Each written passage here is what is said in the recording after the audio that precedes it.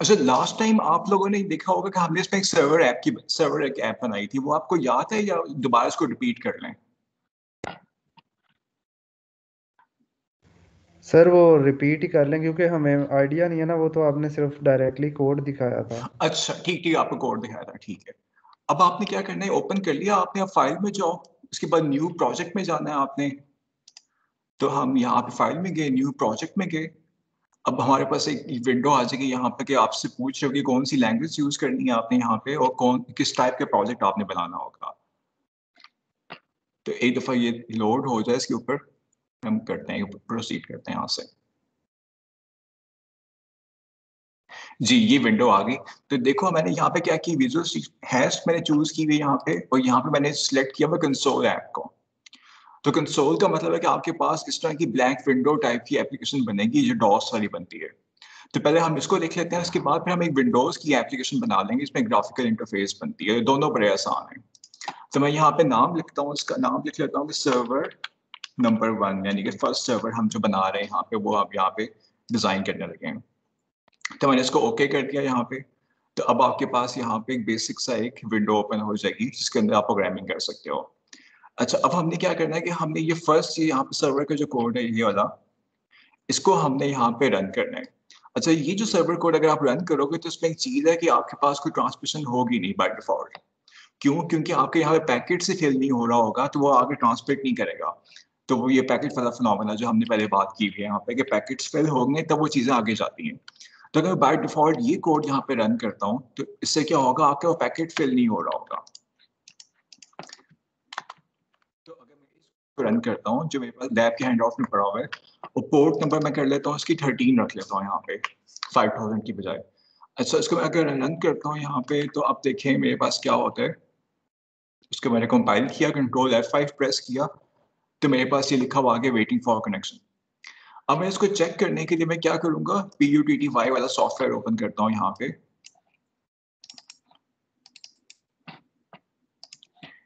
अच्छा, यहाँ पे मैं जो आईपी एड्रेस लिखना होता है अपने कंप्यूटर का, लेकिन हमें पता है कि जो ये जो आईपी एड्रेस होता है 127.0.0.1, इसका मतलब यही है कि आप अपने आईपी एड्रेस की बात कर रहे हो। इसको हम कहते हैं कि लूप बैक आईपी एड्रेस, या सेल्फ टेस्ट करने का जो आईपी एड्रेस होता है, तो ये लूप बैक आईपी एड्रेस है। तो इसका मतलब कि जो भी हमारी आईपी है वो खुद ही फाइंड आउट कर लो। तो हम खाली 127.0.0.1 लिखोगे, इसका मतलब कि आप अपने आईपी की बात कर रहे हो। यहाँ मैं लिखता हूँ पोर्ट नंबर 13, और जब नेवर पे क्लिक करूंगा तो देखो यहाँ पे क्या हुआ है कि आपके पास लिखा हुआ है यहाँ पे इनकमिंग कनेक्शन, लेकिन कुछ आपके पास अभी इनपुट आउटपुट कुछ आ नहीं रहा। तो अगर मैं यहाँ पे लिखता हूँ, पुटी में लिखता हूँ हेलो, तो उसने क्या किया, उसने क्लोज कर दिया कनेक्शन, लेकिन कोई आउटपुट नहीं आई आपके पास।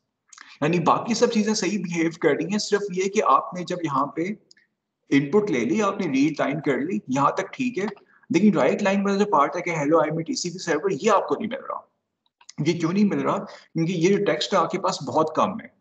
इतने टेक्स्ट के अंदर ना आपका पैकेट फिल नहीं होता पूरा। तो इसलिए क्या होता है इसके रिजल्ट में, तो वो वेट कर रहा है कि पैकेट फिल होगा तब मैं ट्रांसमिट करूंगा, लेकिन उससे पहले पहले क्या हुआ सर, आपका कनेक्शन क्लोज हो गया, यानी कि ये फिर डेटा आपके बफर में रह गया, ट्रांसमिट नहीं हुआ। तब ऐसा करते हैं कि हम अब हमने एक कोड थोड़ा मॉडिफाई करना है ताकि आपके पैकेट्स खुद से फोर्सफुली वो फुल कर दिया करें। तो हम यहाँ पे क्या लिखेंगे, हम लिखेंगे यहाँ पे राइटर डॉट फ्लश, ये वाली कमांड यूज करें। इसका मतलब है कि बाकी जो पैकेट आपका खाली रह गया होगा उसको जीरो से फिल करते हो। तो फोर्सफुली आप जीरोस या नल कैरेक्टर से उसको फिल कर रहे हैं। तो इस बार मैं इसको रन करता हूँ, इसको रिकम्पाइल किया मैंने। उसके बाद दोबारा से पुटी को ओपन करता हूँ यहाँ पे, और फिर वही आईपी एड्रेस लिखा मैंने 13, यहाँ पोर्ट नंबर लिखी, ओपन किया, दोबारा से कनेक्शन आ गया आपके पास। मैं यहाँ लिखता हूँ हेलो, सॉरी मैंने यहाँ पे क्लोज नेवर करना था, यहाँ पे यहाँ मैंने लिखा 127.0.0.1, यहाँ 13 किया, यहाँ रॉ किया, यहाँ पे कर दें नेवर एग्जिट। ओपन करेंगे, आपके पास ऐप कनेक्ट होगी, यहाँ लिखता हूँ हेलो।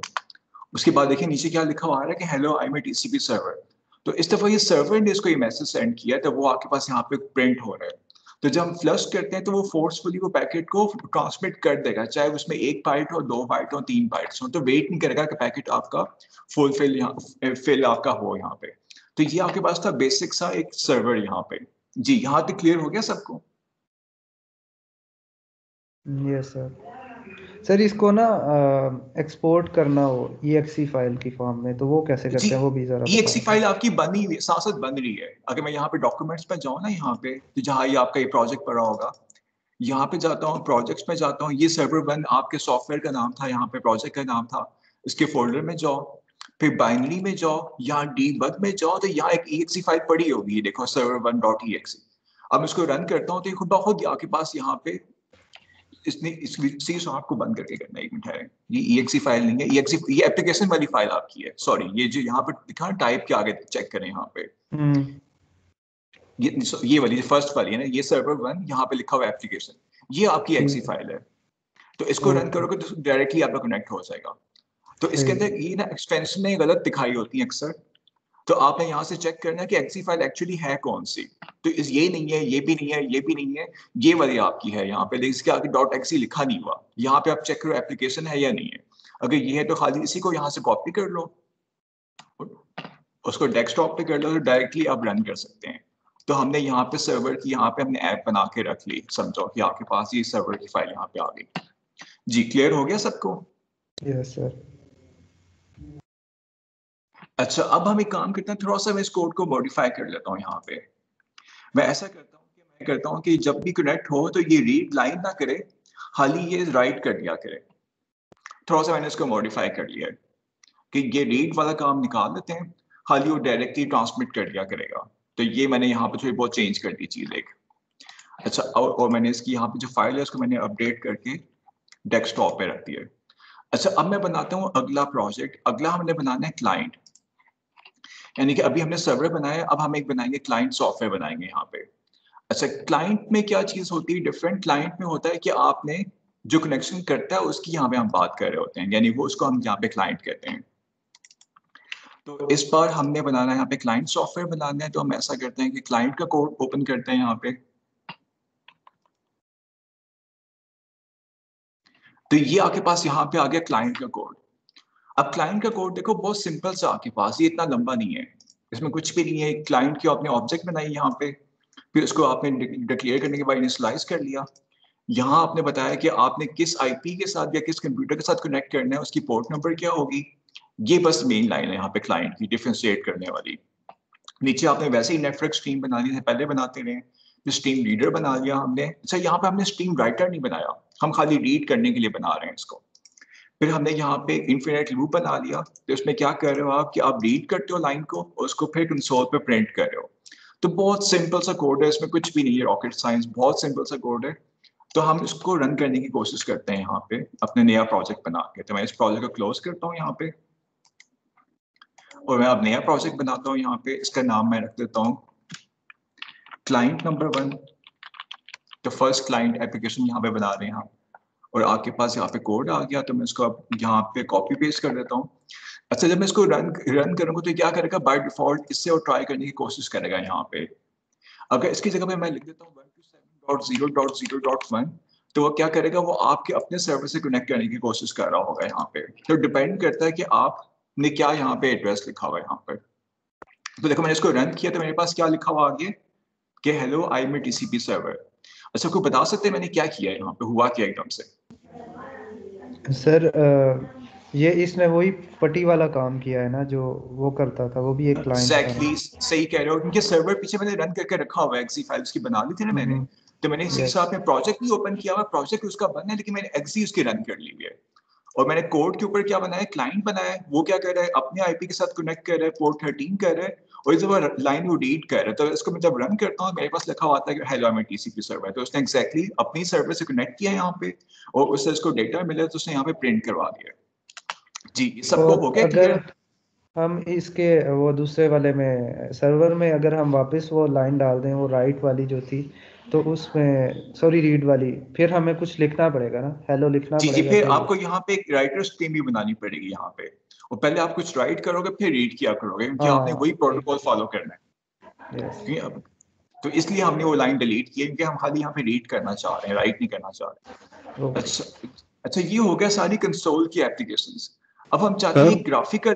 जी जी, सर राइट वाली लाइन हमने इसमें क्लाइंट में डालनी है या सर्वर में डालनी है?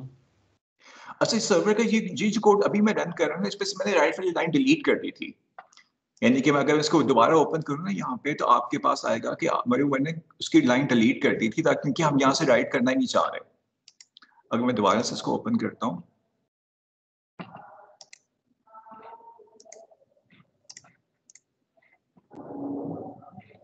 तो ये देखो इसके अंदर मैंने क्या किया है, मैंने वो रीड वाला पार्ट सारा डिलीट कर दिया हुआ है जो ओरिजिनली यहाँ पे था। तो वो देख रहे हो आपके पास यहाँ जो एक्चुअली यहाँ पे पार्ट था इस कोड के अंदर, मैंने क्या किया है, मैंने ये वाली लाइंस यहाँ पे डिलीट कर दी हुई है। तो इसके बगैर मैंने रन किया है, क्योंकि जो हमने क्लाइंट बनाया ना, क्लाइंट में हमने अभी कुछ सेंड नहीं किया, क्लाइंट हमने खाली रीडिंग वाला क्लाइंट बनाया, अभी खाली वो रीड कर रहा है। हालांकि सर्वर तो आपका रीड राइट दोनों कर रहा है यहाँ पे, लेकिन हमने क्लाइंट जो बनाया खाली रीडिंग के लिए बनाया। इसलिए हमने सर्वर को थोड़ा मॉडिफाई कर लिया है कि आपके ये जो 4-5 लाइन्स थी आपकी, कि आपने एक लाइन रीड करनी थी, वो हमें डिलीट करती, बाकी कोड वही है आपका जो यहाँ पे दिया हुआ है। तो ये हमने यहाँ पे किया है। तो इसलिए आपका एक क्लाइंट भी परफेक्टली यहाँ पे सही काम कर रहा है इसके साथ, क्योंकि क्लाइंट जो था आपके पास वो आपका क्या कर रहा था, खाली आपका वो रीड कर रहा था, राइट नहीं कर रहा था। जी, ये क्लियर हो गया सबको? सर आपने वो एक चीज बताई थी कि पीटीसीएल वाले जो है वो मतलब जिन्होंने उससे बनाया हुआ है वो एक्सेस नहीं हो सकता, तो अगर हम वो करना चाह रहे हैं तो उसमें कोड में फर्दर और क्या चेंजेस आएंगी?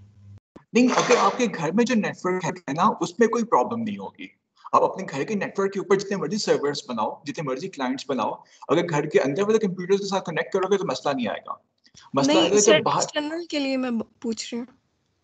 एक्सटर्नल के लिए होता है कि आपको ना पीटीसीएल से ना एक फिक्स्ड आईपी लेनी होती है।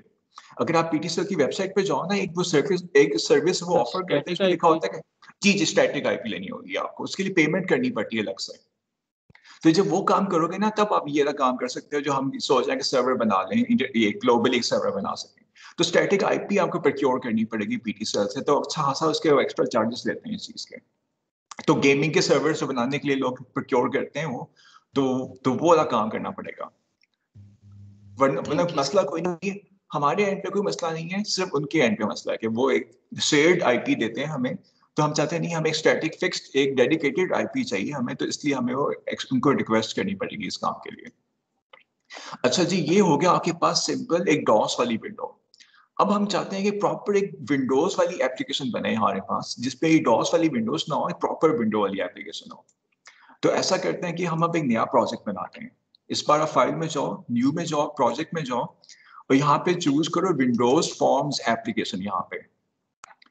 ठीक है, तो मैं इसका नाम रख लेता हूँ GUI क्लाइंट 1। देखिए, हम क्लाइंट को हम ग्राफिकल इंटरफेस देने लगे हैं यहाँ पे, कि प्रॉपर आपका ये टेक्स्ट बॉक्स और बटन्स वगैरह बन सके यहाँ पे। तो मैं इसको ओके करता हूँ, तो आप देखना यहाँ पे आपके पास एक फॉर्म सा बन जाएगा, जिसके ऊपर आप डिफरेंट चीजें यहाँ प्लेस कर सकते हो। देखो आपके पास ये विंडोज से आ गई यहाँ पे।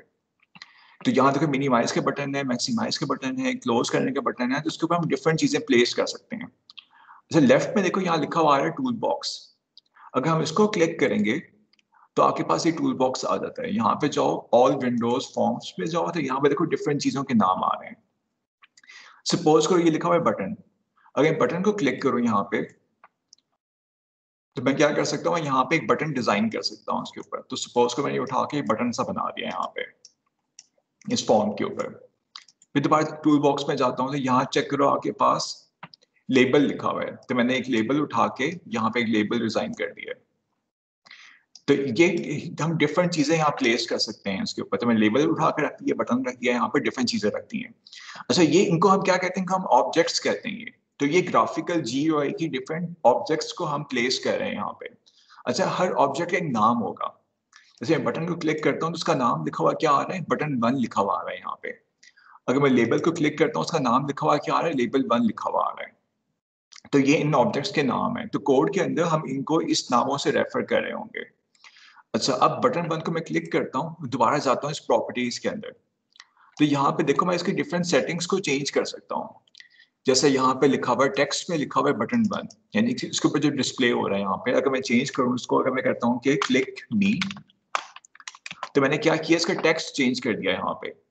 तो बटन का नाम बटन 1 ही है, लेकिन उसका टेक्स्ट की प्रॉपर्टी मैंने चेंज कर दी है। तो इसी तरह यहाँ पे डिफरेंट इसकी प्रॉपर्टीज हैं। जैसे यहाँ पे आपने कलर चेंज करना हो, इसका फॉन्ट चेंज करना हो, कुछ भी चेंज करना हो, तो आप यहाँ से मॉडिफाई कर सकते हो। इसी तरह के लेबल वन को क्लिक करूँ यहाँ पे, तो इसकी भी ये प्रॉपर्टी यहाँ पे टेक्स्ट की, तो उसको मैं कह देता हूँ यहाँ पे कुछ भी लिख देता हूँ यहाँ पे, दिस इज अ लेबल। तो मैंने यहाँ पे इसकी ये प्रॉपर्टी चेंज कर ली, तो यहाँ पे इसका नाम अपडेट हो गया। अच्छा, ये था भी मेरे पास एक ग्राफिकल इंटरफेस में डिजाइन कर रहा हूँ। अभी इसके बैकएंड पे कोई कोड नहीं है यहाँ पे। अब मैं चाहता हूँ यहाँ पे कोड लिखूं कोई, तो मैं करना क्या चाहता हूँ, मैं चाहता हूँ जब मैं इसको क्लिक करूँ तो यहाँ पे हेलो लिखा हुआ आ जाए, इसका टेक्स्ट चेंज हो जाए, यहाँ पे हेलो लिखा हुआ आ जाए। तो मैं ऐसा करता हूँ कि बटन को क्लिक करता हूँ, यहाँ पे राइट क्लिक करो उसको, यहाँ पे लिखा हुआ आ जाएगा व्यू कोड। व्यू कोड को क्लिक करो तो आपके पास यहाँ पे क्या, आपके पास ग्राफिकल इंटरफेस ओपन होगी यहाँ पे। अब मैं ऐसा करता हूँ, बटन को डबल क्लिक करता हूँ, तो आपके पास देखो यहाँ एक फंक्शन बना दिया उसने। फंक्शन का नाम क्या है, बटन वन, यानी जो कि आप बटन का नाम था, आगे लिखा हुआ क्लिक, यानी ये वो कोड होगा जब आप बटन को क्लिक करोगे तो ये कोड रन किया करेगा। तो ये इसने बटन का कोड यहाँ कह रहा है कि आप यहाँ लिख सकते हो कि जब आपने बटन को क्लिक करना होगा तो ये कोड रन किया करेगा। तो मैं अब कोड लिखता हूँ यहाँ पे, मैं चाहता हूँ लेबल वन का टेक्स्ट चेंज हो जाए। तो मैंने पहले लिखा यहाँ पे लेबल वन, उसकी प्रॉपर्टी का नेम था, हमारे पास टेक्स्ट था जो कि हम चेंज करते रहे मैन्युअली। आगे मैं लिखता हूँ इक्वल टू, और यहाँ मैं लिख देता हूँ हेलो। मैंने कोड यहाँ पे लिख दिया। अब मैं इसको कंपाइल करके रन करता हूँ, कंट्रोल F5 प्रेस करता हूँ, तो देखो मेरे पास ये आपके पास एक एप्लीकेशन रन हो गई। अच्छा, मैं इसको क्लिक करता हूँ तो आपके पास यहाँ लिखा हुआ आ गया हेलो।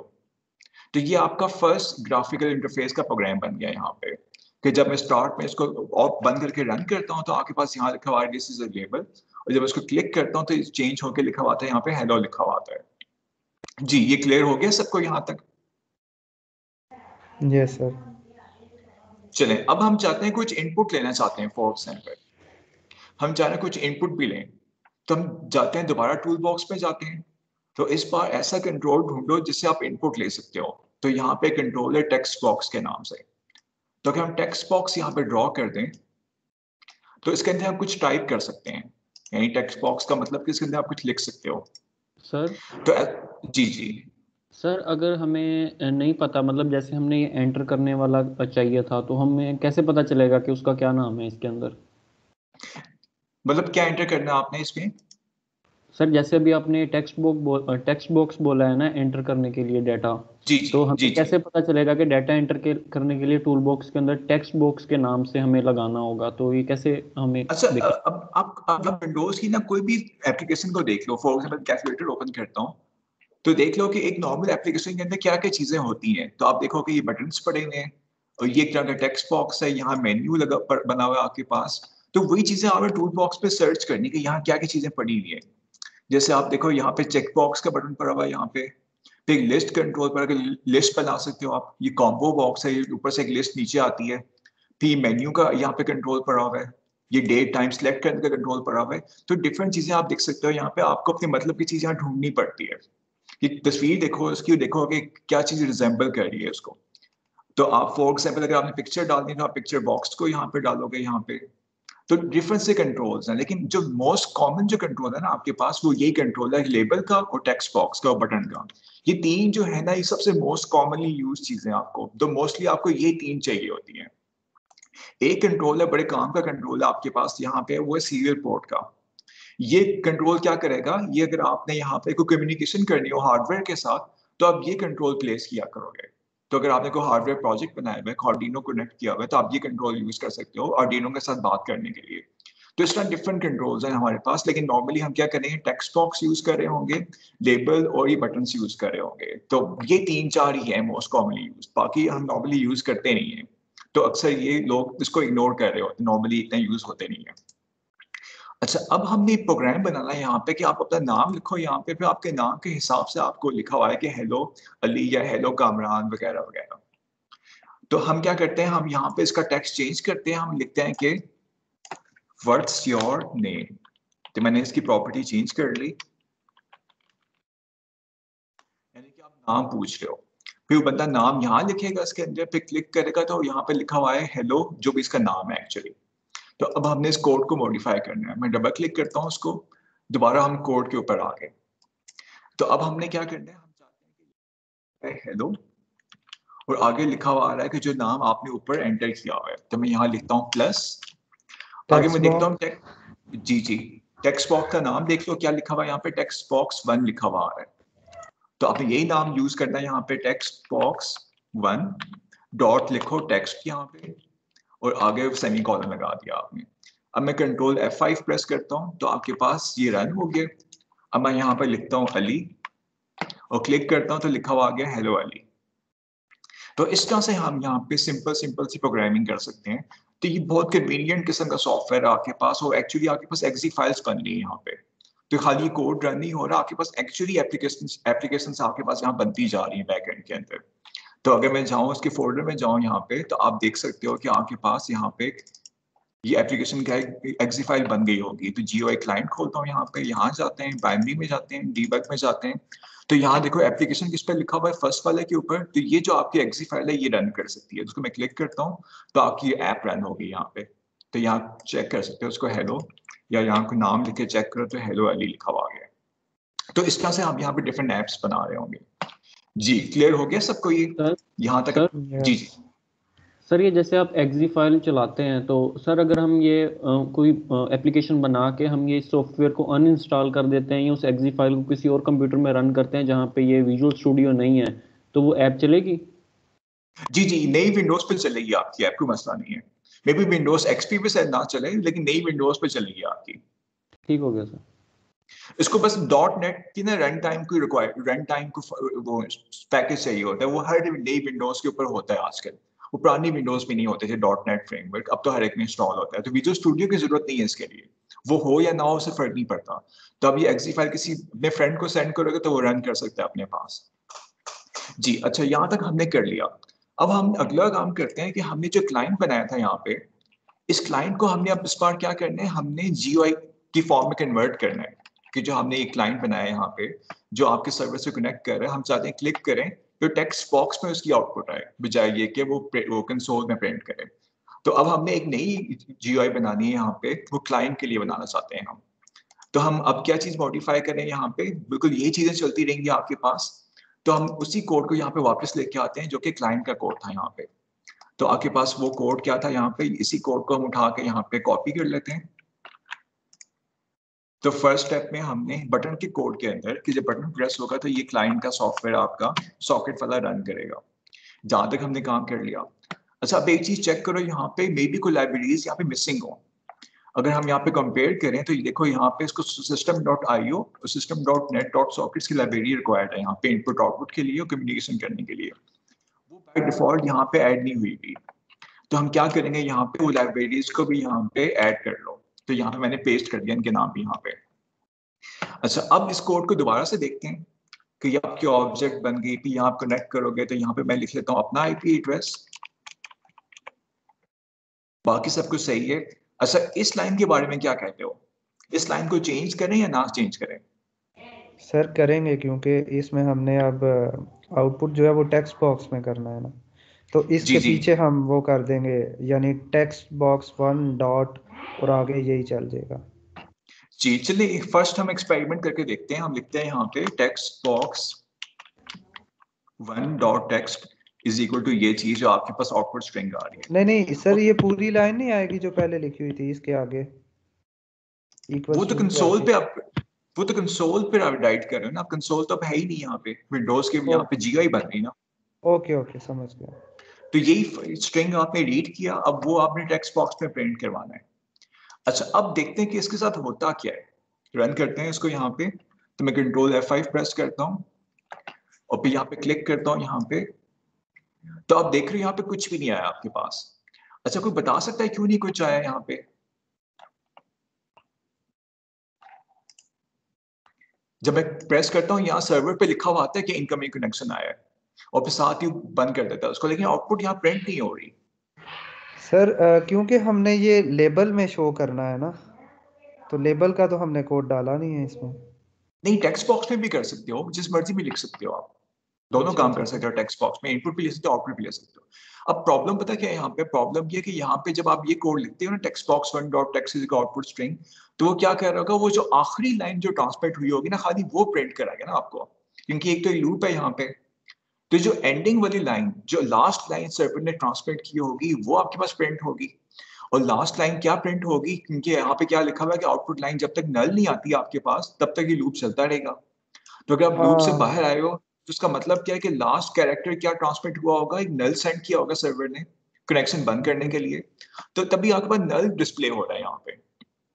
तो ये समझ आइए आपको क्या हुआ इसके साथ कि जब आपने कनेक्शन किया यस तो उसने हेलो भेजा, यहाँ पे आखिर में नल कैरेक्टर भेजा, तो नल आपके पास प्रिंट हो रहा है यहाँ पे। तो हमें लग रहा है कुछ आ ही नहीं रहा, यहाँ पे कोई आउटपुट नहीं आ रही, हालांकि आउटपुट एक्चुअली आके इसके ओवरराइट होगी हुई यहाँ पे। तो वो ओवरराइट वाला यहाँ पे प्रॉब्लम आ रहा है। तो इस बार हम क्या करेंगे, थोड़ी चीज मॉडिफाई हमें करनी पड़ेगी। तो हम ऐसा करते हैं कि हम इस टेक्स्ट बॉक्स को पकड़ते हैं, पहले इसकी प्रॉपर्टी में जाओ, यहाँ लिखा हो मल्टी लाइन। मल्टी लाइन का मतलब है कि मल्टीपल लाइंस इस पे प्रिंट हो सके। तो पहले इसको हम ट्रू कर देते हैं यहाँ पे। तो देखो अब ये मल्टीपल लाइंस इसमें अलाउ हो गई हैं। अब आप एक प्रॉपर एक जितना मर्जी टेक्स्ट इस पे प्रिंट कर सकते हो, पहले खाली वन लाइन का बना हुआ था ये। तो हमने क्या किया, मल्टी लाइन की प्रॉपर्टी यहाँ पे ट्रू कर दी। अब अगली चीज हमने चेंज करनी है, हमने वही चेंज करना है यहाँ पे। अब हम यहाँ पे लिखते हैं text box one dot text में हमने पुराना टेक्स्ट भी सेव करके रखना है, उसको हमने ओवरराइट नहीं करना। तो मैं क्या करूंगा, यहाँ पे मैं ये लिखता हूँ यहाँ पे is equal to text box dot one dot text plus करके मैं आउटपुट स्ट्रिंग लिख रहा हूँ यहाँ पे। इससे क्या फर्क पड़ेगा यहाँ पे? सर वो लूप चल रहा है ना, तो वो फिर लूप से वो सारा ऐड होता जाएगा बजाय इसके कि जी सिर्फ लास्ट वाला लिखे। जी जी बिल्कुल, इससे सारी हिस्ट्री मेंटेन हो रही है आपके टेक्स्ट बॉक्स के अंदर। तो वो ओवरराइट नहीं कर रहा, पुरानी हिस्ट्री को मेंटेन कर रहा है यहाँ पे।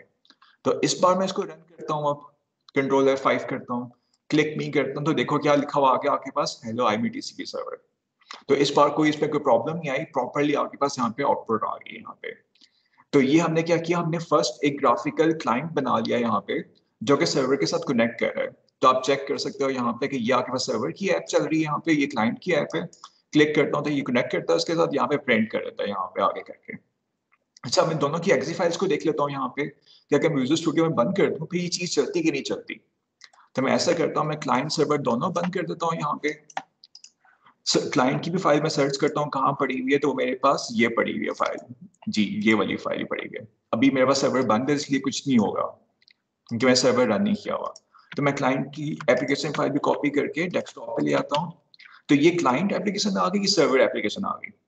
अब मैं क्या करता हूँ, विजुअल स्टूडियो को बंद कर रहा हूँ, क्लोज कर रहा हूँ यहाँ पे। तो ये मैंने अब क्लोज कर दिया है, विजुअल स्टूडियो अब ऑफ हो गया है। तो मैं पहले रन करता हूँ सर्वर की एक्सी फाइल को। तो ये सर्वर की एक्सी फाइल आपके पास रन हो गई यहाँ पे। अब मैं क्लाइंट की यहाँ पे एक्सी फाइल रन करता हूँ तो वो भी रन हो गई। अब मैं क्लिक करता हूँ उसको तो आपके पास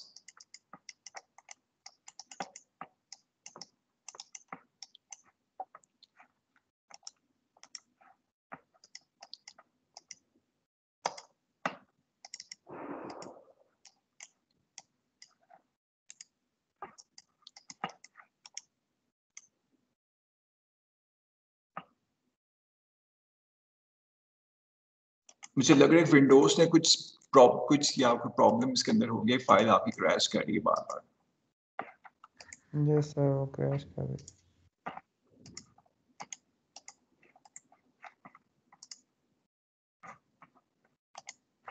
तो सर्वर को भी दोबारा चला के चेक कर लें, क्योंकि सर्वर के ऊपर कुछ भी लिखा हुआ नहीं आ रहा कि कनेक्शन हो भी नहीं रहा।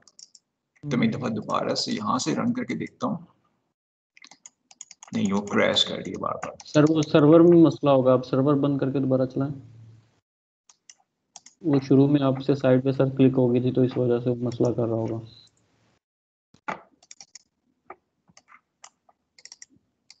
जी अब सही कनेक्ट हो गया। इस बार इसको ऑन करके ऑफ किया हमने, तो अब प्रॉपर्ली कनेक्ट कर रहे हैं।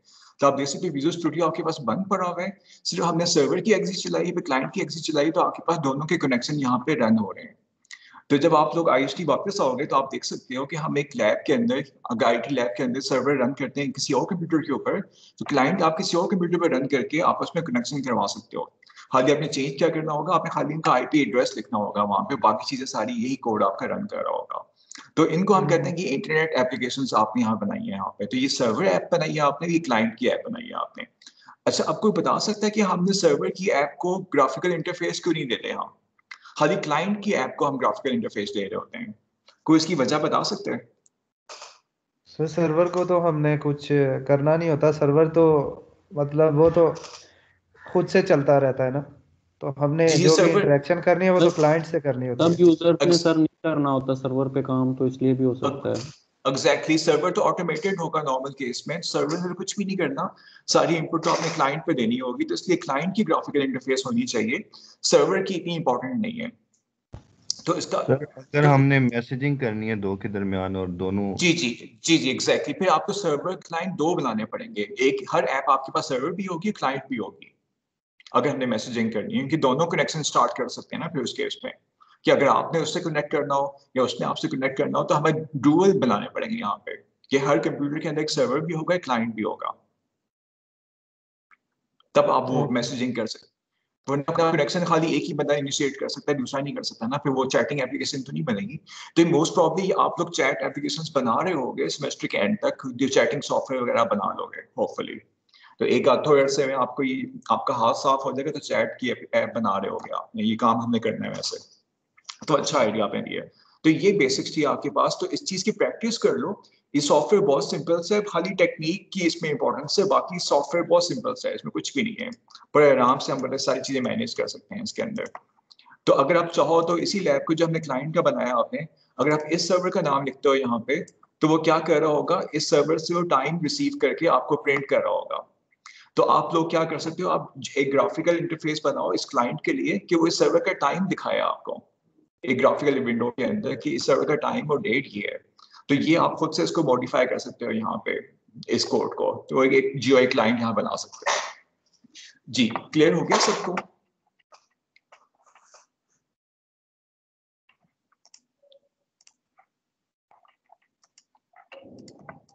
चले अब हम वापस चलते हैं चैप्टर 2 के ऊपर वापस आते हैं।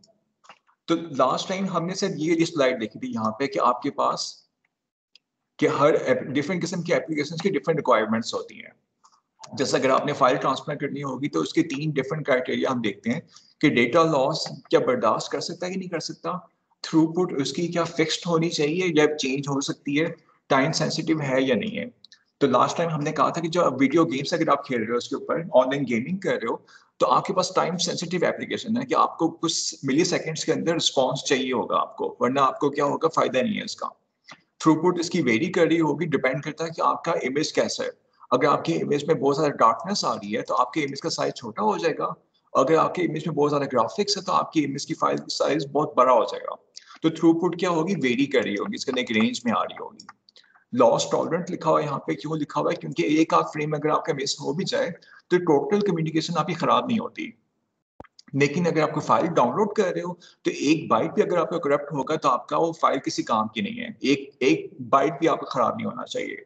थ्रूपुट फाइल डाउनलोड करते हुए आपकी चेंज हो इलास्टिक है, यानी कि जरूरी नहीं कि आप एक रेंज के अंदर अंदर आप डाउनलोड करो, आप कभी स्लो कर लो कभी फास्ट कर लो, फर्क नहीं पड़ता। टाइम सेंसिटिव भी नहीं है ये बिल्कुल। तो ये यहाँ पे डिफरेंस है। अच्छा फिर हमने क्या, इसका मतलब क्या कि हमारे पास ट्रांसपोर्ट लेयर के ऊपर 2 पॉसिबिलिटीज थी। एक था हमारे पास टीसीपी सर्विस, एक हमारे पास है यूडीपी सर्विस। टीसीपी का क्या काम है, वो रिलायबल ट्रांसपोर्ट इंश्योर करता है। रिलायबल का मतलब क्या है, सपोज करो कि ए ने पैकेट भेजा है बी को, बी ने रिस्पॉन्स कोई नहीं दिया, तो ए ने अगर एक्स पैकेट भेजा, बी ने रिस्पॉन्ड नहीं दिया, तो थोड़ी देर के बाद ए दोबारा एक्स भेज रहा होगा, बी ने फिर कोई रिस्पॉन्ड नहीं दिया, थोड़ी देर के बाद ए दोबारा एक्स भेजेगा, और इस बार अगर बी कहता है मैं एक्नॉलेज कर रहा हूँ, तब जाके ए एक्स भेजना बंद करेगा, फिर एक्स के बाद वाई की बारी आएगी, फिर वो वाई को एक्नॉलेज करेगा। तो इसका मतलब क्या है कि रिलायबिलिटी कहाँ से मिलती है आपको, टीसीपी सर्विस से मिलती है। यानी क्या मतलब है कि अगर आपने जो ऐप बनाई है, फॉर एग्जांपल अभी जो हमने एक ऐप बनाई है, इसमें हमने क्या लिखा था, राइट लाइन लिखा था हमने। तो सपोज करो आपने राइट लाइन के अंदर एक्स ट्रांसमिट किया है, ठीक हो गया। अच्छा अब आपने एक दफा भेज दिया, तो इसका मतलब है कि आपने एप्लीकेशन लेयर के ऊपर ट्रांसमिट कर दिया है। उसके बाद ये चीज कहाँ जाएगी, ट्रांसपोर्ट लेयर पे जाएगी। तब ये ट्रांसपोर्ट लेयर ये सारे काम कर रही होगी कि आपको एक्नॉलेजमेंट मिली या नहीं मिली, नहीं मिली तो खुद से ट्रांसमिट करता जाएगा, करता रहेगा। यानी कि आपने खुद से प्रोग्रामिंग नहीं करनी इसकी, टीसीपी ये सारा काम खुद से कर रहा होगा आपकी नीचे लेयर के अंदर। तो ये टीसीपी का काम है हमारा, कि वो रिलायबिलिटी इंश्योर करे, एक्नॉलेजमेंट ले हर पैकेट की। सेकंड काम ये है कि टीसीपी क्या करेगा, फ्लो कंट्रोल करेगा, यानी कि बहुत ज्यादा डेटा सेंड नहीं करेगा। सपोज करो कि जो आपके पास जो कंप्यूटर आपके पास बहुत फास्ट कंप्यूटर आपके पास बहुत फास्ट कनेक्शन है इसके पास, मे बी वो 10 Mbps पे काम कर रहा है, लेकिन जो बी वाला जो कंप्यूटर आपके पास सपोज करो 1 Kbps पे काम कर रहा है। तो अब क्या होगा, जब ए डेटा भेजेगा बहुत फास्ट डेटा भेजेगा, तो क्या होगा, बी तो बहुत स्लो रिस्पॉन्ड करता है, तो आपके पास राउटर पे क्या हो रहा होगा, राउटर पे क्यू बनती जाएगी एक आपके पास ए की, क्योंकि ए बहुत फास्ट है लेकिन बी की रिसेप्शन बहुत स्लो है, तो राउटर पे क्यू बनना शुरू हो जाएगी, तो उससे क्या होगा, उसकी मेमोरी ओवरफ्लो होने के चांस हैं। तो इस केस में टीसीपी क्या करेगा, टीसीपी ए को समझाएगा कि अपनी स्पीड थोड़ी सी कम करो, तो अपनी स्पीड थोड़ी कम करो सेंड करने की, क्योंकि बी इतना फास्ट नहीं है। तो थोड़ी देर के बाद ए क्या करेगा, मे बी ए भी आपका कम करके 100 Kbps पे आ जाएगा, क्योंकि इतनी फास्ट रेट का सेंड करने का फायदा नहीं है, एक्नॉलेजमेंट तो आपको स्लो स्पीड पे आनी है, तो इतना फास्ट रेट का कोई फायदा नहीं है। तो इस चीज को हम कहते हैं फ्लो कंट्रोल। तो टीसीपी इनकी ये फ्लो कंट्रोल वाले सारे काम भी मैनेज कर रहा होगा यहाँ पे। थर्ड चीज आती है कंजेशन कंट्रोल। कंजेशन कंट्रोल का मतलब ये कि सपोज करो आप ए से सेंड ट्रांसमिट कर रहे हो कोई चीज बी को, और जब यहाँ पे जो राउटर है यहाँ पे, उस राउटर के साथ काफी कंप्यूटर्स कनेक्टेड है, यहाँ पे सी से भी डेटा आ रहा होगा, डी से भी आ रहा होगा और ई से भी डेटा आ रहा होगा। तो राउटर क्या करता है, पाथ्स बना रहा होता है। सपोज करो सी से भी डेटा आ रहा है, बी के लिए डेटा आ रहा है, ई से भी बी के लिए आ रहा है, डी से भी बी के लिए आ रहा है, तो इन सब ने हम सपोज करो बी को सेंड करना है डेटा, ये भी बी को सेंड कर रहा है, ये बी को सेंड कर रहा है, ये बी को सेंड कर रहे हैं। तो हम कहते हैं, राउटर कहता है कि ये जो लिंक है आपके पास, ये वाला जो लिंक है ये ओवरलोड हो गया इस टाइम पे, हम कहते हैं ये 100% कैपेसिटी पे चल रहा है। तो इसका मतलब कि अब ए ने पैकेट भेजा तो वो आगे जा नहीं रहा होगा, तो टीसीपी सर्विस क्या होगी, उस पहचान लेगी कि यहाँ पे ट्रैफिक बहुत ज्यादा होगी भी है, तो कंजेशन होगी इस नेटवर्क के ऊपर। तो टीसीपी सर्विस कंट्रोल करेगी इस चीज को कि अभी मैं बार बार पैकेट्स ना भेजूं क्योंकि अभी ट्रैफिक बहुत ज्यादा है, तो थोड़ी देर वेट कर लूं उसके बाद ट्राई करूं। तो ये कंजेशन कंट्रोल यानी कि ट्रैफिक मैनेजमेंट में भी हेल्प करेगा कि बहुत सारा ट्रैफिक ओवरलोड जब आपके पास आ रहा होगा तो टीसीपी इस चीज को हेल्प आउट करेगा। तो फोर्थ में हम आते हैं कनेक्शन ओरिएंटेड। इसका मतलब ये कि जब ए ने बी से कोई कनेक्शन करना होगा तो वो डायरेक्टली फाइल सेंड नहीं कर सकता। ये नहीं कि अगर आपने फाइल सेंड करनी है x.exe सेंड करनी है सपोज करो, तो डायरेक्टली सेंड नहीं कर सकता, ये पॉसिबल नहीं, नॉट अलाउड है हमारे पास टीसीपी के अंदर। टीसीपी के अंदर हम क्या करते हैं, पहले ए क्या करेगा, पहले वो कनेक्शन स्टार्ट करेगा, तो पहले वो कनेक्शन की रिक्वेस्ट भेजेगा बी को, फिर बी एक्सेप्ट करेगा रिक्वेस्ट, उसके बाद ए कोई हेलो का मैसेज भेजेगा तो जवाब उसको दोबारा हेलो मिलेगा, उसके बाद फिर वो कोई फाइल वगैरह सेंड करना स्टार्ट करेगा। इसका मतलब कि ये सारे स्टेप्स यहाँ पे हुए, ये आपके पास ये ओवरहेड में आते हैं, ये आपने एक्स्ट्रा स्टेप्स सारे के सारे किए हैं, यानी आपने कनेक्शन प्रॉपर रिक्वेस्ट की है, उसने एक्सेप्ट की है, फिर आपने हेलो बोला, उसने भी हेलो बोला, रिप्लाई एक्नॉलेज किया उसको। तो ये जो टाइम है आपके पास, ये आपके पास ओवरहेड टाइम है यहाँ पे, और बेसिकली ये जो टाइम आप स्पेंड करोगे बाद में, ये आपका एक्चुअल ट्रांसमिशन टाइम है यहाँ पे। तो कनेक्शन ओरिएंटेड के अंदर क्या होता है, इसके अंदर दो पार्ट्स होते हैं आपके ट्रांसमिशन के, एक आप कनेक्शन सेटअप करते हो और एक आप एक्चुअल ट्रांसमिशन करते हो। तो इसके अंदर सेटअप करने का भी टाइम यहाँ पे इंक्लूड होगा, खाली ट्रांसमिशन का टाइम नहीं होगा। तो यहाँ पे प्रॉपर कनेक्शन आपका सेटअप होगा और उसके बाद पोर्ट्स एलोकेट होंगी इनको, तो यहाँ भी आपको टेम्परेरी एक पोर्ट मिलेगी और यहाँ भी एक पोर्ट मिलेगी, तो ये सारा टाइम लगता है इस चीज पे। तो इसको हम कहते हैं कनेक्शन ओरिएंटेड कहते हैं यहाँ पे। लेकिन अगर इसको हम कंपेयर करें यूटीपी के साथ, यूटीपी के अंदर क्या हो रहा होता है, यूटीपी के अंदर क्या होगा, एक सर्वर होगा ए, वो क्या कर रहा होगा, वो ब्रॉडकास्ट कर रहा होगा, सपोज करो वो टीवी ब्रॉडकास्ट कर रहे हैं। तो अब बी ने क्या करना होगा, बी ना खाली से कनेक्ट करेगा तो उसके पास पैकेट्स आना शुरू हो जाएंगे टीवी के। तो आपने कोई कनेक्शन सेट नहीं करना, कुछ नहीं करना, आपने कोई हैंड सेकिंग नहीं करनी, कोई टाइम जाया नहीं होगा आपका, तो डायरेक्टली आपका डेटा आना शुरू हो जाएगा आपके पास। कनेक्शन आपके डिस्कनेक्ट भी हो जाए, दोबारा कनेक्ट करोगे साथ ही आपको डेटा आना शुरू हो जाएगा।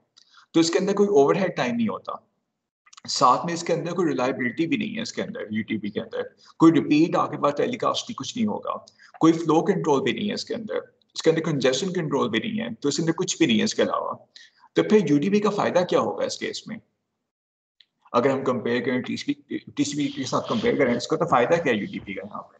सर लेकिन इसमें ये है ना कि इसमें ओवरहेड टाइम भी नहीं है, और दूसरा ये है कि जिस टाइम पे सेंड होगा ना उसके ट्रांसमिशन टाइम के बाद वो पहुंच जाएगी। अगर फेल होती है वो तो अलग बात है, लेकिन अगर फेल नहीं होती तो वो फिर मतलब कॉन्स्टेंटली डाटा पहुंचता रहेगा। जी, पिंग और जो भी रीट्रांसमिट नहीं होगा कुछ, जो रीट्रांसमिट नहीं मिस होगा। जो मिस हो गया वो मिस हो गया। तो उसका फायदा क्या है कि ये इसकी स्पीड बहुत फास्ट होगी आपकी। तो यूटीपी पे आपको मैक्सिमम ट्रांसफर रेट मिल रहा होगा। हो सकता है वो रिलायबल ना हो सकता है डेटा लॉस बहुत ज्यादा हो इसके अंदर, लेकिन मैक्सिमम रेट आपको यूटीपी में मिल रहा होगा। टीसीपी के अंदर रिलायबिलिटी बहुत हाई है, डेटा लॉस नहीं होगा आपके पास, लेकिन आपको मैक्सिमम ट्रांसफर रेट नहीं मिल रहा होगा, आपको कम मिल रहा होगा। तो ये दोनों के अंदर फर्क है। तो इसका मतलब है कि जब हमने कोई टेलीफोन करना हो, कोई हमें वीडियो कॉल्स करनी हो, कोई ब्रॉडकास्ट करना हो या ऑनलाइन गेमिंग करनी हो, तब हम यूटीपी को यूज करेंगे, और बाकी चीजों के लिए हम टीसीपी को यूज करेंगे फाइल ट्रांसफर वगैरह के लिए। लेकिन एक चीज है, देखिए अगर सपोज करो अगर आपका कनेक्शन बहुत अच्छा आ जाता है आपके पास, सपोज करो एक यहाँ पे एक सर्वर बना हुआ है एफएम रेडियो का आपके पास, ऑनलाइन एफएम रेडियो का। तो ये सर्वर आपके पास सर्वर नंबर ए है यहाँ पे। तो अगर हम एफएम रेडियो सुनना चाहते हैं तो हम उससे कनेक्ट करेंगे। सपोज करो ए की जो बैंडविड्थ है यहाँ पे वो है 10 Mbps पे है, और आपकी जो बैंडविड्थ है आपकी 2 Mbps पे है। अच्छा, एफएम की जो ट्रांसमिशन होती है खाली वो ऑडियो पे होती है, तो एफएम की जो रिक्वायरमेंट है ट्रांसमिट करने की वो तकरीबन होगी कोई 200 kbps की रिक्वायरमेंट होगी इस केस में। तो इसमें आप देख सकते हो कि आपके पास बैंडविड्थ बहुत ज्यादा है, लेकिन जो ट्रांसमिशन आपने करनी रियल टाइम में वो उसका रेट कम है। तो इस केस में हो सकता है कि आप कहो कि नहीं इस पर मैं टीसीपी यूज करूंगा। क्यों? क्योंकि इसमें आपको कोई मैक्सिमम स्पीड की जरूरत नहीं है, आपके पास बैंडविड्थ बहुत ज्यादा है, और जो आपने डेटा सेंड करना है वो इतना ज्यादा हाई वॉल्यूम का है नहीं कि आप खाली ऑडियो सेंड कर रहे हो। तो इस केस में हो सकता है कि आप टीसीपी यूज कर लो। लेकिन अगर हम टीसीपी यूज करेंगे तो नुकसान हो सकता है इसका। फायदा तो है कि कोई चीज मिस नहीं होगी, आपको एक सेकंड की ट्रांसमिशन मिलेगी, लेकिन नुकसान कोई हो सकता है इसके अलावा यहाँ पे। सर डिलेड ट्रांसमिशन मतलब हो सकता है आपको थोड़ा सा लेट मिले, जब वो बोल रहे हैं उसके थोड़े से बाद में आपको वो सुनाई दे। जी जी बिल्कुल सही कह रहे हो। तो हो सकता है टाइम जीरो के ऊपर जो यहाँ पे टाइमिंग डिले था यहाँ पे सर्वर के और क्लाइंट के दरमियान में डिले मे भी हो सकता है कि वो 1 मिलीसेकंड का हो, लेकिन हो सकता है टाइम 5 आवर्स के बाद ये ओवरऑल जो गैप था यहाँ पे वो बढ़कर कितना हो गया होगा, मे बी वो 5 मिनट्स पे पहुंच गया हो, क्योंकि वो डिले ऐड होता रहेगा आपके पास, वो खत्म नहीं होगा। जितनी आप रिपीट टेलीकास्ट कराओगे यहाँ पे क्या हो रहा होगा, आपको इतनी देर आप डिले आता जाएगा आपके पास। तो आपने कोई चीज मिस तो नहीं की, आपको एक एक वर्ड मिला है यहाँ पे, कुछ आपने मिस नहीं किया, लेकिन आपका क्या होगा, आप थोड़ा बहुत 100% लाइव नहीं रहोगे आप। तो इसको हम अब लाइव नहीं कह सकते, क्योंकि आप 5 मिनट डिले के साथ आप रिसीव कर रहे हो उसको, तो लाइव ट्रांसमिशन नहीं होगी आपके पास यहाँ पे। तो ये यहाँ पे प्रॉब्लम है। तो टीसीपी रन कर लेगा इस केस के अंदर, लेकिन ये आपके पास लाइव नहीं रहेगा, लाइव आपको यूटीपी के ऊपर ही रहेगा, जहाँ पे वो कुछ भी रिपीट टेलीकास्ट नहीं करेगा आपके पास। तो इसलिए आप देख सकते हो यहाँ पे कई दफा आपके पास इंटरनेट फोन के आगे दोनों चीजें लिखी हुई होंगी यहाँ पे, कि टीसीपी भी लिखा होगा, यूटीपी भी लिखा होगा आपके पास। तो टीसीपी किस केस में, जब आपके पास बहुत अच्छी बैंडविड्थ जब होगी तब आप टीसीपी यूज कर सकते हो, लेकिन नॉर्मल केस में आप यूटीपी ही यूज कर रहे होगे यहाँ पे। इसलिए इसी तरह अगर आप गेमिंग कर रहे हो तो कुछ केसेस में आपके पास टीसीपी भी आ सकते हैं। फॉर एग्जाम्पल अगर आप ऑनलाइन चेस खेल रहे हो तो उस केस में टीसीपी बहुत अच्छा आइडिया है यहाँ पे, चेस के लिए कोई ग्राफिक्स की रिक्वायरमेंट नहीं है, तो आप उसको टीसीपी पे मूव कर लो, तो पॉसिबल है कि आप उसको टीसीपी पे चला सकते हो। लेकिन अगर आप काउंटर स्ट्राइक चलाना चाह रहे हो तो मोस्ट प्रॉब्ली वो यूटीपी के ऊपर ही रन कर रहा होगा, टीसीपी पे रन नहीं करेगा आपके पास काउंटर स्ट्राइक वगैरह जो गेम्स हैं। तो ये यहाँ पे फर्क है। अच्छा, अब यहाँ पे अगली चीज आती है टीसीपी को सिक्योर करना। सिक्योरिटी का बहुत ज्यादा मसला है यहाँ पे। तो इसके लिए वो लोग क्या यहाँ पे सजेस्ट करते हैं, वो कह रहे हैं कि जब आपके पास यहाँ पे एक एप्लीकेशन लेयर है, यहाँ पे ट्रांसपोर्ट लेयर है, वो कह रहे हैं इसके दरमियान में एक छोटी सी लेयर और बना लें ट्रांसपोर्ट के दरमियान में। उसको अगर आप कह दो कि सिक्योर्ड ट्रांसपोर्ट लेयर है यहाँ पे, यानी इसको TLS का नाम दे दो। अच्छा, इसका मतलब क्या है? सपोज करो कि आपके पास एप्लीकेशन लेयर के ऊपर क्रोम चल रहा है, आपके पास टीम्स का सॉफ्टवेयर रन कर रहे हैं, आप विंडोज अपडेट भी कर रहे हो, जो सब चीजें आपकी रन कर रही हैं। तो ट्रांसपोर्ट लेयर में क्या हो रहा होगा, इन सब के पैकेट्स को कंबाइन करके जो पैकेट्स ओवरऑल बन रहे हैं आपके पास, वो इन सबको इकट्ठा इंक्रिप्ट कर रहा होगा यहाँ पे। तो एक इंक्रिप्शन सी आ जाएगी यहाँ पे, सब पैकेट्स को ज्वाइन करके इंक्रिप्ट कर रहा होगा यहाँ पे। तो उसके बाद फिर वो फर्दर नेटवर्क लेयर पे सेंड करेगा। अच्छा, तो इसका फायदा क्या है, नुकसान क्या है यहाँ पे आपके ख्याल में?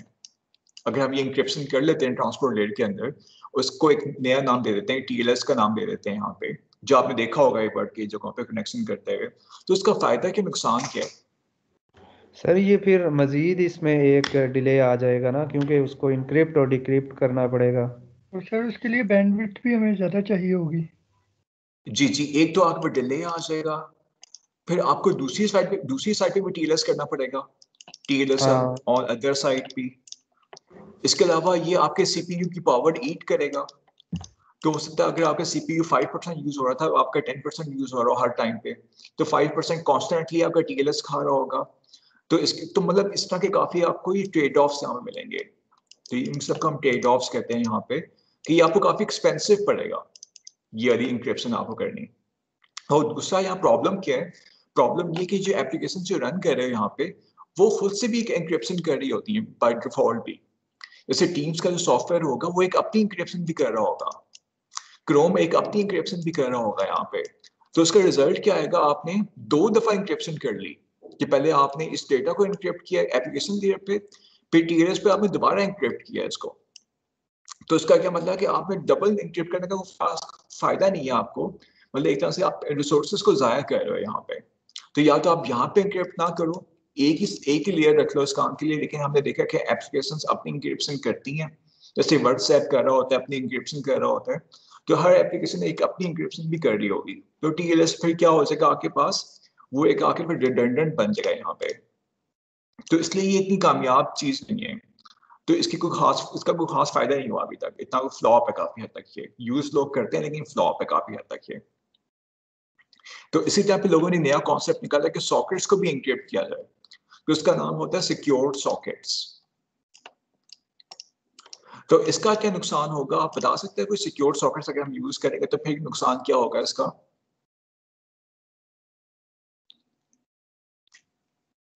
यानी कि आप कहने के हर सॉकेट को इंक्रिप्ट कर रहे होंगे, यानी कि जो हम पोर्ट्स नंबर यूज करते हैं ना, तो हर पोर्ट का हर डेटा इंक्रिप्ट हो रहा होगा। तो इसका कोई नुकसान हो सकता है आप लोगों के ख्याल में? सर इसका क्या नुकसान हो सकता है? नहीं सर, अच्छा, कुछ समझ नहीं आ रहा। इमेजिन करो एक सर्वर है, उसको कितनी पोर्ट्स अलाउड हैं आपके ख्याल में? 65535 पोर्ट्स अलाउड हैं आपको। इसका मतलब कि 65535 कनेक्शंस कर सकते हो सेम टाइम पे। अगर हर कनेक्शन आपका इंक्रिप्ट हो रहा हो, जहाँ पे रिक्वायरमेंट नहीं भी है वहां भी इंक्रिप्शन हो रही होगी, तो क्या फर्क पड़ेगा, सर्वर आपका क्या होगा, वो आपका बैठ जाएगा, सीपीयू रिसोर्सेज वगैरह उसके वो क्या करेगा, ईट कर देगा सारे। यस तो सपोज करो एक फजूल कम्युनिकेशन है, उसमें कुछ भी नहीं है, जैसे आप टाइम सिंक्रोनाइज कर रहे हो फॉर एग्जांपल, जो हमने एक ऐप बनाई है यहाँ पे। अब इसको तो इंक्रिप्शन की जरूरत नहीं है, अगर इसको भी आप बाय डिफॉल्ट इंक्रिप्ट कर रहे हो तो क्या होगा, आप फजूल में रिसोर्सेज को जाया कर रहे हो यहाँ पे, आपके प्रोग्राम कॉम्प्लेक्स बन रहे हैं, इसकी जरूरत नहीं है। तो सर्वर पे एक्स्ट्रा लोड पड़ रहा होगा इसका। तो अगर हर पोर्ट में इंक्रिप्शन आ जाए बाय डिफॉल्ट, सिक्योर सॉकेट्स अगर आ जाते हैं यहाँ पे, तो आपका सर्वर जल्दी बैठ जाया करेंगे, एक्सपेंसिव होंगे, ज्यादा रैम चाहिए होगी इनको, तो इतना कोई फायदा नहीं है, as for value for money नहीं है इसके अंदर कोई। तो ये चीज भी कोई इतनी कामयाब नहीं हुई, तो सिक्योर्ड सॉकेट्स भी इतने कामयाब नहीं हुए, टीएलएस भी इतना कामयाब नहीं हुआ अभी तक। अच्छा, उसके बाद फिर हम देखते हैं यहाँ पे कि वेब के प्रोटोकॉल को। अच्छा, वेब के प्रोटोकॉल में क्या होता है कि आपके पास, सपोज करो कि आपके पास एक पीसी के ऊपर एक क्रोम ब्राउजर रन कर रहा है, तो हमने एक वेब सर्वर के साथ कनेक्ट करना है। तो इसको वैसे हम कंटिन्यू कल करते हैं, लेकिन कुछ ओवरव्यू देख लेते हैं यहाँ पे। तो हमने क्या करना होगा, हमने बाय डिफॉल्ट इसकी पोर्ट 80 पे कनेक्ट करना होगा। जब पोर्ट 80 पे कनेक्ट करोगे तो क्या करेगा, उसके बाद आपका कनेक्शन यहाँ पे हो जाएगा। उसके बाद पे वेब पेज की आप रिक्वेस्ट करोगे यहाँ पे कि get me this web page, तो वो क्या करेगा, आपको वेब पेज सेंड किया करेगा। तो वेब पेज जो हमारे पास होते हैं ये बेसिकली कोड होता है सारे का सारा, इसको हम कहते हैं ये HTML की लैंग्वेज है यहाँ पे। तो ये जो वेब पेज की जो लैंग्वेज होगी इसको HTML लैंग्वेज कहते हैं। और ये जो प्रोटोकॉल हम यूज करते हैं कम्युनिकेट करने के लिए वेब सर्वर और क्रोम के दरमियान में, इसको हम कहते हैं HTTP प्रोटोकॉल। तो 2 डिफरेंट चीजें हैं, एक होता है HTTP प्रोटोकॉल, एक होता है HTML लैंग्वेज जो है हमारे पास। यानी कि HTML से क्या बनेगा आपके पास, हाइपर टेक्स्ट, सेम वैसे ही आगे बन जाएगा मार्कअप लैंग्वेज। सर हमारी क्लास स्टार्ट हो गई है। जी चलें, ठीक है, सही है, बस यहाँ पे इसको क्लोज करते हैं।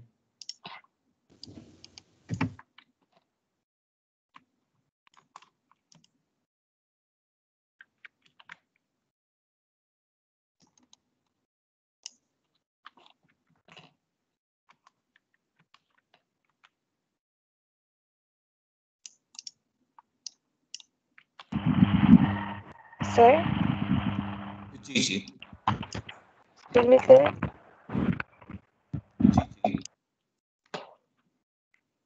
सर मैंने कहना था कि आप अपनी रफ साइट सेव कर सकते हैं जैसे आपने हमारे लिए इंस्ट्रूमेंट्स की सेव की थी। चलिए नेक्स्ट टाइम से चलिए मैं 2 कॉपीज बना लिया करूंगा, फिर एक क्लीन की एक रफ की भी, ठीक है, सही है। Thank you sir. चलिए जी, थैंक यू सो मच। ये आप लोग ये आज वाले एक्सपेरिमेंट्स करके देख लेना अपने पास, ताकि आपको भूले ना ये चीजें। तो ये एक दफा जरूर 2-3 प्रोजेक्ट्स रन करके देख लेना अपने पास, ताकि थोड़ा हाथ साफ हो। वो अपने पास से दोनों क्लाइंट सर्वर दोनों रन करके देख लेना, जिस तरह आज हमने किया है। तो अच्छा, आपको जल्दी प्रोग्रामिंग सीख लोगे यहाँ इसके ऊपर। चलिए जी, thank you so much. See you tomorrow. Okay जी, अल्लाह ओके सर, हाफिज। अल्लाह हाफिज। ओके जी, अल्लाह हाफिज।